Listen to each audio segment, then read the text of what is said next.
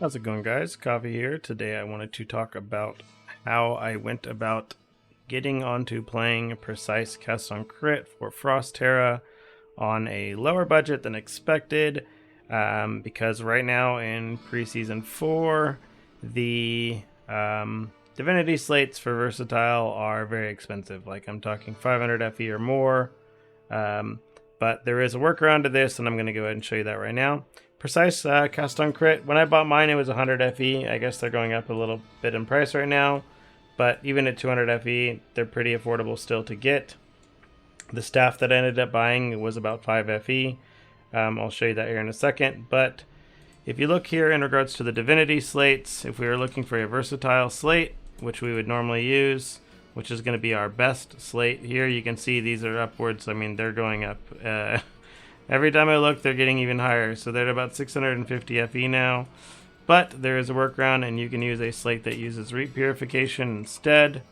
And these were about 50 FE earlier. They're still about 50 FE now. So you can use Reap Purification Pedigree instead.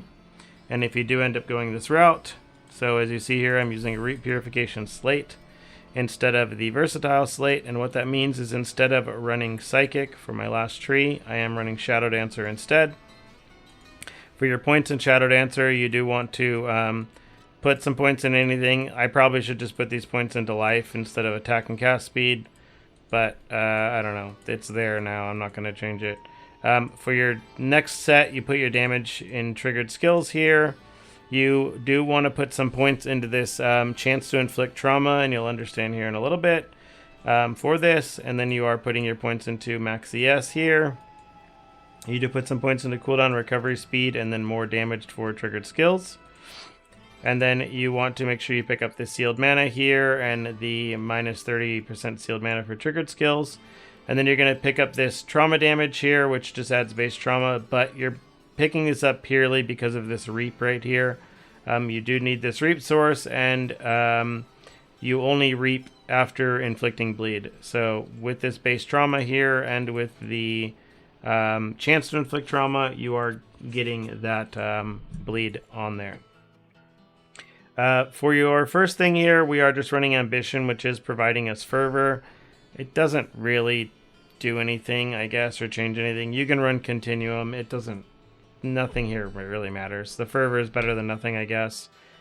You're always going to be critting anyways because of Versatile, so it doesn't really matter. And then, of course, you are taking Versatile, which is the entire reason you're taking this tree. So this is going to be lower defense and lower damage than running Psychic, but if you are trying to get into playing Precise Cast on Crit for a very low budget, this is going to be the cheapest way to go and the cheapest way to transition into playing Precise Cast on Crit. So as you can see here, I just bought this staff. All I did was buy a staff with this T1 of the ability here. I just bought it with T1 freezing. It cost me 5 FE, and then I just kind of essence or flame sand spammed it until I hit this curse effect and this cast speed, and that was good enough. And then I just crafted like some generic spell damage on it. And this was fine. As same thing goes with everything else. In the meantime, if you want to just basically save some money, just go buy rings with T1 Affliction instead to get yourself started. Don't worry about the Reap cooldown recovery speed yet. Just pick up this. Same thing with the base Corrupted Marrow and Kingly Armor. These are fine. And then again, the Precise Cast on Crit should be 100 to 200 FE. For the tree that I am using for this, I did end up having to use a sealed mana or a candle. I didn't have to, but it's what I'm choosing to do right now, just to save some money.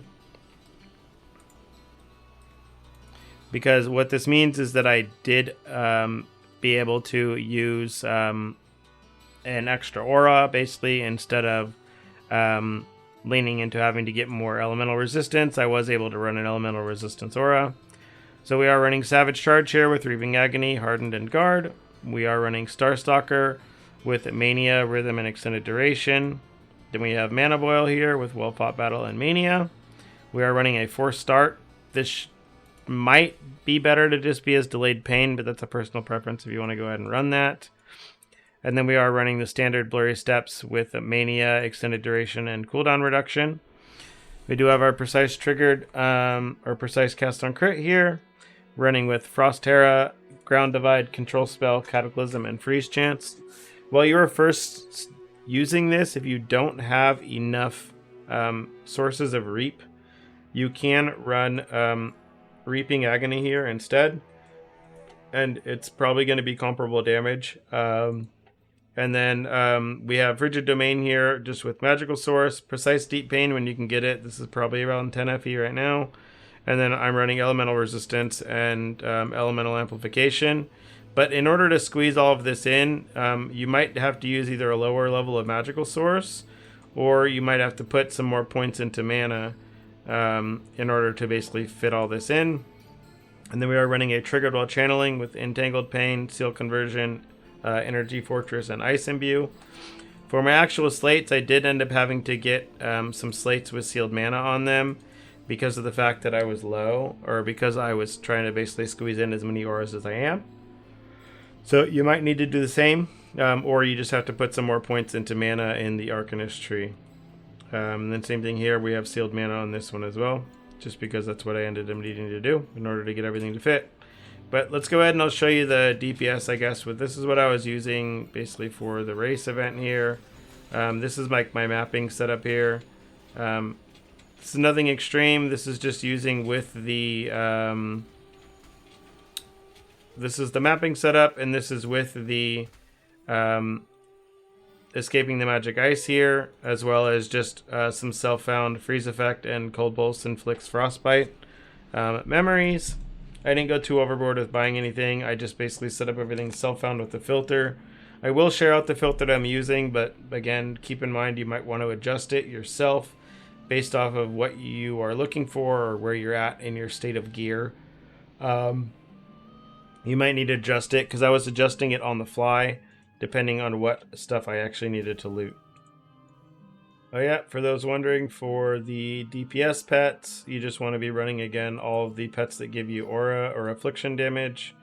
And then for mapping, I was just using a standard loot tree here. For the gear that I have, again, nothing too crazy here. Just some standard T1 affliction gear here on everything. I did end up going and getting some gloves here that had T1 Reap on them.